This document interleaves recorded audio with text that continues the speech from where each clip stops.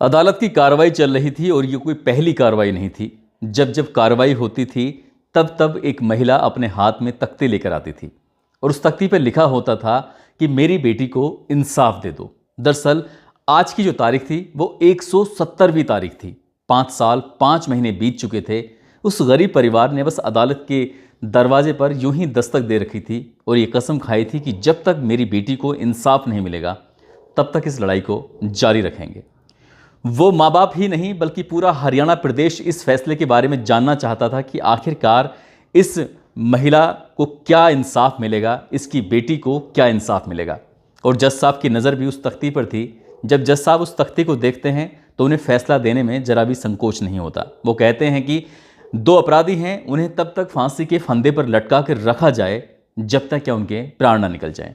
बस ये फैसला आना था कि सोशल मीडिया पर मामला वायरल हो जाता है और ये लोग सोचने पर मजबूर हो जाते हैं कि आखिरकार ऐसा क्या मामला रहा था जो जज साहब ने ऐसा बोला। क्योंकि न केवल जज साहब की आंखें नम थीं बल्कि पूरी अदालत की आंखें नम थीं। इस फैसले के बाद हर कोई इस फैसले का दिल से स्वागत कर रहा था। आदाब, नमस्कार, सत श्री अकाल। मैं उस्मान सैफी। आज की जो सच्ची घटना मैं आपको सुनाने जा रहा हूँ, ये सच्ची घटना है हरियाणा प्रदेश का एक ज़िला है सोनीपत। दरअसल बात कर रहा हूँ 2 मई 2017 की। एक लड़की जो कि औद्योगिक क्षेत्र में नौकरी करने के लिए जाया करती थी, उम्र उसकी 19 साल। जैसे वो घर से निकली, घर से भी कुछ ही दूरी पे पहुंची थी, आसपास कोई था ही नहीं, और एक लड़के ने उस लड़की को बुरी नीयत से पकड़ लिया, दबोच लिया। उसको खींचकर वो जंगल की ओर लेके जाने की कोशिश कर रहा था, एकांत एरिया में ले जाने की कोशिश कर रहा था। उस लड़की को बहुत तेज गुस्सा आता है और गुस्सा आने के बाद वो उसको बहुत ज़ोर का एक थप्पड़ खींच के मारती है और कहती है कि आइंदा तुमने मेरे साथ इस तरह की बदतमीजी करने की कोशिश की तो तुम्हें इससे भी बड़ा अंजाम भुगतना पड़ेगा। लड़की खुश थी क्योंकि उसके साथ जो हुआ था उसने उसका करारा जवाब दिया। लड़का पिटकर यहाँ से चला जाता है लेकिन वो शांत नहीं बैठता और 5 मई 2017 को, यानी कि इस घटना के दूसरे तीसरे दिन 5 तारीख को एक बार फिर वो लड़का अपने एक दोस्त के साथ फिर वहीं पहुँच जाता है। और जैसे ही वो लड़की अपने काम पर जा रही थी, औद्योगिक क्षेत्र में जा रही थी, फैक्ट्री में जा रही थी, तब वो लड़का अपने दोस्त के साथ मिलकर उस लड़की को पकड़ता है और उसको तब तक पीटता है जब तक क्या वो लड़की उसके आगे गिड़गिड़ाती नहीं है, हाथ पैर जोड़कर माफ़ी नहीं मांगती। अब यहाँ लोग आते हैं, लोगों को अपनी ओर आता देख वो दोनों आरोपी वहाँ से भाग जाते हैं। वो लड़की उस दिन फैक्ट्री नहीं जाती बल्कि रोते हुए घर जाती है और घर जाकर अपनी माँ से कहती है कि माँ, मुझे जो 5 का लड़का है जिसका नाम सुमित है और उसका दोस्त विकास यादव मुझे मार रहे थे, पीट रहे थे, मेरे साथ बदतमीजी कर रहे थे। लड़की रो रही थी, गिड़गिड़ा रही थी, लेकिन माँ कहती है कि हम लोग गरीब हैं, हम लोगों की कोई सुनवाई नहीं होगी, इसलिए बेटा जो हुआ है इसे भूल जाओ और अपने काम पर ध्यान दो, क्योंकि तुम अगर घर से बाहर जाओगी कमाने के लिए तो परिवार चलेगा, और तुम नहीं जाओगी तो परिवार नहीं चलेगा। उस लड़के की जो हद थी वो यहाँ तक भी नहीं ख़त्म हुई थी। उसने उस लड़की को बेइंतहा पीटा था, जी भर कर मारा था। उसके मारने के बाद वो गिड़गिड़ा कर अपने रहम की भीख मांग रही थी, तब भी उसको दया नहीं आई और उस दिन का इंतज़ार कर रहा था कि उसने 9 मई 2017 को जब लड़की घर से निकलती है अपनी फैक्ट्री के लिए, काम के लिए, तभी वो लड़का अपने दोस्त की कार लेके आता है और कार लाने के बाद उस लड़की की तरफ को एक अवैध हथियार था, तमंचा था, उसे दिखाते हुए कहता है कि गाड़ी के अंदर बैठ जाओ, यदि तुम्हें चीखने और चिल्लाने की कोशिश की तो गोली मार दूंगा। वो लड़की डर जाती है और डरने के बाद उस कार के अंदर बैठ जाती है। अभी कुछ ही दूर चले ही थे कि एक रास्ते में होटल पड़ता है, होटल से खाना लेते हैं। खाना लेने के बाद वो लड़की पूछती है कि तुम मुझे कहाँ लेके जा रहे हो। तो वो कहता है कि तुम्हें परेशान होने की ज़रूरत नहीं है, थोड़ा बहुत इधर उधर घूमेंगे, थोड़ी मौज मस्ती करेंगे और उसके बाद फिर तुम्हें तुम्हारे घर छोड़ देंगे। लड़की उस बंदूक के सामने, उस तमंचे के सामने बोल नहीं पाई, अपनी आवाज़ नहीं निकाल पाई और सीधा वो उस इलाके में, यानी कि अब तक वो सोनीपत के इलाके में थी, अब वो रोहतक के इलाके में पहुंच जाती है। एक पार्श्वनाथ एक इलाका है, एक सिटी है, उस पार्श्वनाथ सिटी की तरफ जाते हैं और जाने के बाद रात हो चुकी थी। उन्होंने लगभग उस लड़की के साथ 8 या 9 घंटे तक रेप किया, बलात्कार किया। और वो लड़की इसलिए कुछ नहीं कह पा रही थी क्योंकि जो खाना होटल से लिया गया था उसी होटल के खाने में नशीला पदार्थ मिलाया गया था और उसको इस खाने के साथ दे दिया गया था। अभी वो पूरी तरह से होश में नहीं थी, लेकिन उसके साथ जब उनका जी भर जाता है, मन भर जाता है गंदा काम करते करते, तब उनकी हद और बढ़ने लगती है। दरअसल उनके पास में वहाँ कुछ ऐसी कांच की बोतल पड़ी हुई थी, उस कांच की बोतल को वो उसकी प्राइवेट पार्ट पर मार रहे थे, उसको बहुत बुरी तरह से जख्म देने की कोशिश कर रहे थे। जब वो चीख रही थी, चिल्ला रही थी, तो उन्होंने उसके मुंह को कपड़ा ठूंस कर भर दिया ताकि वो चीखे और चिल्लाए तो उसके मुंह से आवाज़ ना निकल पाए। और उसके बाद फिर उसके साथ वही गंदा, वही घिनौना कृत्य करते हैं। और उन लड़कों ने, जिसमें जो मुख्य आरोपी होता है सुमित और उसका दोस्त विकास यादव, उस कांच की बोतल को उसके शरीर पर बहुत तेज़ी के साथ खींच रहे थे, उसमें खरोंच डाल रहे थे। जब वो चिल्लाती थी, जब उसके शरीर से खून निकलते थे तो उन्हें हंसी आती थी, उन्हें अच्छा लगता था। तब वो कहते थे कि तुमने जो थप्पड़ मारा है ये उसका सिला है, उसका बदला है। लड़की चीखे ना, इसलिए उसके मुंह को पूरी तरह से बंद ही कर दिया गया था। और उसके बाद वो यहाँ उनकी बात थमती नहीं है। उसके साथ रेप, बलात्कार जैसी घटना को तो वो अंजाम दे ही चुके थे, अपना मन तो भर ही गया था, लेकिन पास में ही ईंटें पड़ी हुई थीं। ईंट उठा के उसके शरीर के अलग अलग हिस्सों में मारते थे और इतनी ज़ोर ज़ोर से वो मार रहे थे कि उसके शरीर की हड्डियों का चूर चूर हो रहा था। और ऐसे करते करते उन्हें खुद भी नहीं पता था कि वो लड़की कब मर गई। उसके बाद भी जब उन्हें यहाँ से तसल्ली नहीं मिली तो उसी कांच की बोतल से उसके शरीर को गोदना शुरू कर दिया, उसके शरीर को छेदना शुरू कर दिया। और शरीर के अलग अलग हिस्सों से जब कहीं ना कहीं खून निकल रहा था, उसके शरीर को बिगाड़ने की पूरी कोशिश की जा रही थी। तो जो उसने अपने तन पर कपड़े पहने हुए थे, वो तन पर कपड़े, एक एक कपड़ा खून से लथपथ हो चुका था, भीग चुका था। लेकिन अब वो इस घटनाक्रम को अंजाम देकर अपने घर आ जाते हैं। उधर लड़की जब अपने माँ बाप के पास नहीं पहुँचती है तो वो माँ बाप कहीं ना कहीं परेशान हो जाते हैं। अपनी बेटी को तलाशने के लिए न केवल उस लड़के के घर पर जाती हैं, बल्कि आसपास के सभी जगहों पर अपनी बेटी को तलाश करने की कोशिश करते हैं।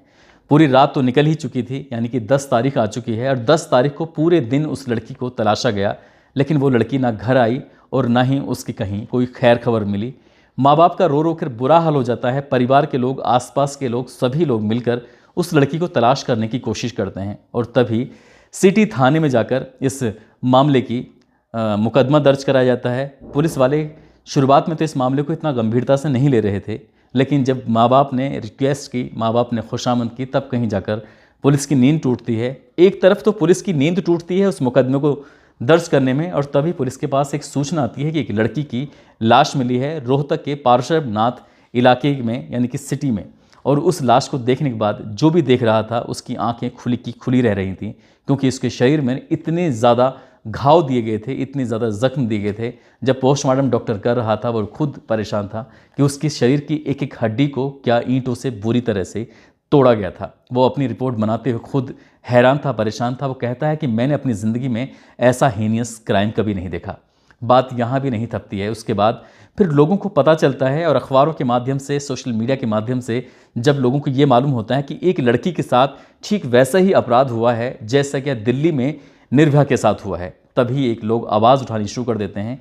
कहते हैं कि ये हरियाणा की निर्भया है और इसको इंसाफ दिलाया जाए। लोग सड़कों पर उतरते हैं, धरना प्रदर्शन करते हैं, और धरना प्रदर्शन करने के बाद न केवल यहाँ पर नेता बल्कि बड़े समाज सेवी भी पहुँचते हैं। और जब पुलिस पर दबाव बढ़ता है तब पुलिस उन आरोपियों की धरपकड़ करनी शुरू करती है। परिवार ने 5 लोगों को नामजद किया था, बल्कि 6 लोगों को नामजद किया था, जिसमें क्या पुलिस जब जांच पड़ताल करती है तब उसमें 2 लोगों के नाम सामने आते हैं। एक का नाम सुमित और विकास यादव, यही दोनों मुख्य आरोपी थे।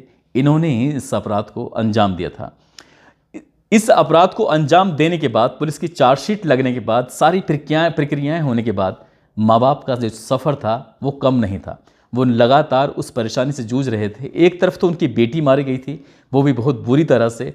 दूसरी तरफ परिवार को बार बार धमकाया जा रहा था कि इस केस को वापस ले लो, नहीं तो तुम भी अपनी जान से हाथ धो बैठोगे। मगर इस बीच एक मसीहा उनके बीच में आता है।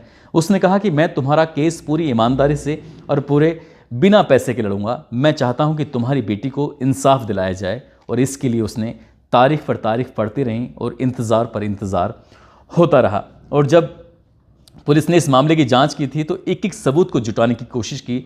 और इसके लिए न केवल पुलिस की तारीफ की जाए, बल्कि जो ऑफिसर लोग होते हैं, जिसमें डीजीपी BS संधू, वो खुद लड़की के घर पर पहुंचते हैं। SP अश्वनी शेणवी, वो खुद पहुंचते हैं। साथ ही DSP मुकेश जाखड़।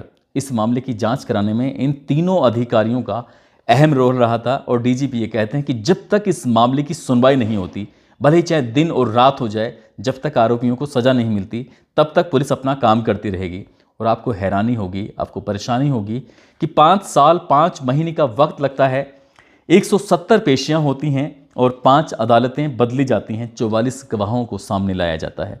5.5 साल के लंबे इंतज़ार के बाद तब कहीं जाकर इस परिवार को एक उम्मीद बनती है कि इस मामले में फैसला आने वाला है। 5 दिसंबर 2022 को जब इस मामले की पूरी तरह से सुनवाई होती है, जिरह चल रही थी, जिरह के बीच में माँ की पर एक जो जज साहब होते हैं, इनका नाम RP गोयल होता है, उनकी नज़र माँ पे पड़ती है। माँ के हाथ में वो तख्ती देखते हैं और तख्ती पे लिखा हुआ था, मेरी बेटी को इंसाफ दे दो। दरअसल ये माँ पहली बार तख्ती लेके नहीं आई थी, बल्कि जब भी अदालत आती थी उसके हाथ में तख्ती होती थी और तख्ती ही लेकर, क्योंकि उस पर बोलना नहीं आता था, अपनी बात रखनी नहीं आती थी, और जैसे ही जज साहब कहते हैं कि इन दोनों आरोपियों को, जिसका नाम सुमित कुमार और दूसरा विकास यादव, इनको ताज़ारात हिंद और जो धाराएं हैं उनके तहत फांसी की सज़ा का हुक्म सुनाया जाता है, और जब तक इन्हें फांसी के फंदे पर लटका कर रखा जाए, जब तक क्या इनके प्राण ना निकल जाएं। तभी भारी अदालत में माँ फूट फूट कर रोने लगती है। सोशल मीडिया पर जब लोग सवाल कर रहे थे तो माँ फूट फूट कर रो रही थी। रोते रोते माँ कहती है कि आज मेरा कलेजा भर आया है, आज मैं ऐसा लग रहा है जैसे कि मेरी ज़िंदगी की जो मेहनत थी वो सफल हो चुकी है। माँ कहते कहते ये भी रोने लगती है कि घर से लेके अदालत तक और अदालत से लेके घर तक या घर से कहीं बाहर निकलते थे तो हर एक पल वो मरते थे, हर एक पल एक परेशानी से गुजरते थे। शुरुआत में लोगों ने मोमबत्तियाँ जलाईं, प्रदर्शन करे, धरना करे, लेकिन बाद में इंसाफ की लड़ाई लड़ने में माँ बाप के अलावा वो वकील साथ था, बाकी कोई ऑफिसर भी या बाकी लोग कम ही दिखाई दिए।